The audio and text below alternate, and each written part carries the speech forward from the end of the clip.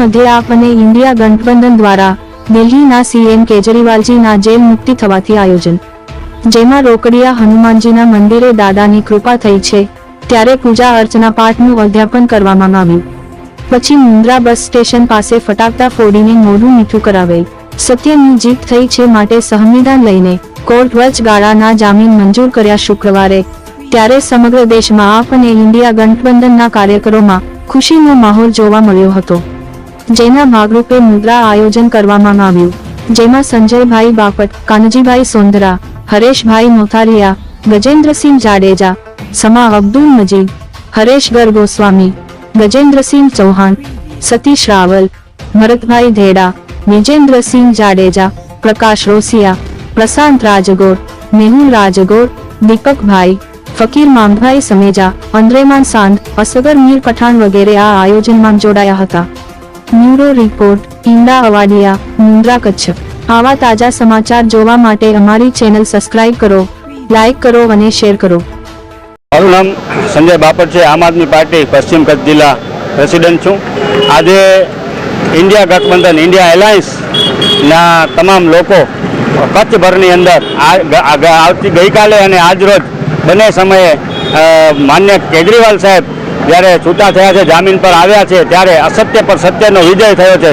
એવા સમયે ફટાકડા ફોડી અને ઉજવણી કરી છે. સાથે સાથે આજે શનિવારના હનુમાન દાદાનો દિવસ હોય અને અમારા મુખ્ય સંયોજક એવા અરવિંદ કેજરીવાલ સાહેબ પરમ ઉપાસક બજરંગબલીના હોવાથી આજે અમે હનુમાનજીનો પાઠ કરી અને પણ એને પ્રાર્થના કરી હતી કે આ પનોતી જે છે એ પનોતી દેશ પરથી હટે અને કોંગ્રેસ અને આમ આદમી પાર્ટી પર પણ જે અત્યારે આ પનોતી નડી રહી છે, પનોતીનો નાશ થાય એના માટે અમે બજરંગબલીને આજે પ્રાર્થના કરી હતી. કચ્છની ઘણા બધા તાલુકાઓમાં પણ આજ રોજ આની ઉજવણી થઈ છે. ગુજરાત અને દેશભરમાં આ ઉજવણી થઈ રહી છે.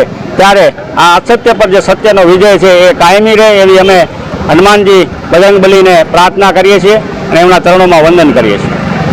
મારું નામ હરેશ મોથારિયા છે અને હું મુન્દ્રા શહેર કોંગ્રેસના મહામંત્રી તરીકે અહીં સેવારત છું. અમારે ઇન્ડિયા ગઠબંધન વતી આજે એક મેસેજના માધ્યમથી અમે સૌ ગઠબંધનના લોકો અહીં ભેગા થયા છીએ. ગઈકાલે 10મી જૂનના રોજ સુપ્રીમ કોર્ટની 2 જજોની બેન્ચે માનનીય શ્રી અરવિંદભાઈ કેજરીવાલને જામીન ઉપર મુક્ત કર્યા છે. ત્યારે ખરેખર અહીં આપણને કહેવું પડે કે જે આપણા ભારત દેશનું સૂત્ર છે સત્યમેવ જયતે, સત્યની જીત છે અને જીત થશે, એમાં શંકાને સ્થાન નથી. હાલે જ્યારે ભારતીય જનતા પાર્ટીની સરકારની અંદર જ્યાં જુઓ ત્યાં લોકશાહીનું ચીરહરણ થઈ રહ્યું હોય એ રીતે જે દરેક લોકોને કોઈ પણ પ્રકારની કન્નડગત કે હેરાનગતિઓ થતી હોય છે, તો કેજરીવાલ સાહેબને જ્યારે જેલમાં નાખવામાં આવ્યા છે ત્યારથી કરીને આજ દિવસ સુધી દેશના તમામ લોકોએ એમના માટે પ્રાર્થનાઓ, બંદગીઓ અને દુઆઓ ગુજારિશ કરી છે. આજે એમને માટે જે દુઆઓને ગુજારિશ થયેલ છે એમના ફળ સ્વરૂપે ગઈકાલે એમને જામીન પર મુક્તિ મળેલ છે. ગઈકાલે આપણે જોઈએ તો શુક્રવાર એ જુમ્માનો દિવસ હતો.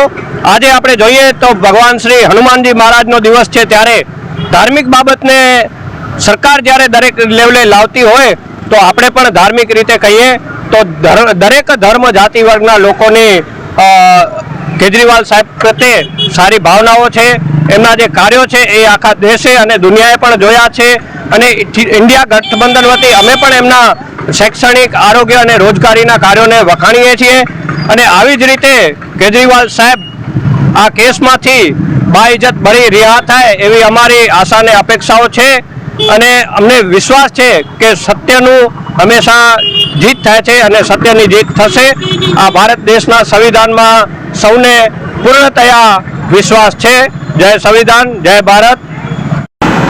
મારું નામ કાનજીભાઈ સોંદરા, એડવોકેટ, મુન્દ્રા શહેર પ્રમુખ કાર્યકારી. ગઈકાલે માનનીય શ્રી સુપ્રીમ કોર્ટે આમ આદમી પાર્ટીના સંયોજક દિલ્હીના મુખ્યમંત્રી અરવિંદભાઈ કેજરીવાલને જે વચગાળાના જામીન આપ્યા છે એ લોકશાહી માટે સારું ઉદાહરણ છે અને જે પ્રચારની જે ભાજપની જે તાનાશાહી છે એના સામે અમારે જે કોંગ્રેસ ગઠબંધન છે, ઇન્ડિયા ગઠબંધન, એનો વિજય થાય છે અને એની ભાગરૂપે આજે સમગ્ર કચ્છ અને ભારતમાં માનનીય શ્રી મુખ્યમંત્રીને જે સુપ્રીમ કોર્ટે જામીન આપેલ છે અને શનિવારનો દિવસ એટલે એની ઉજવણી કરેલ છે અને જે લોકશાહી છે એ કાયમી રહે અને અમને સર્વોચ્ચ અદાલત પર વિશ્વાસ છે. આવી રીતે બીજા ઉપર નેતાઓ છે એને પણ માનનીય સુપ્રીમ કોર્ટ ચૂંટણી દરમિયાન જામીન આપશે અને કેજરીવાલને આપે છે એને પણ અમે સ્વાગત કરીશું.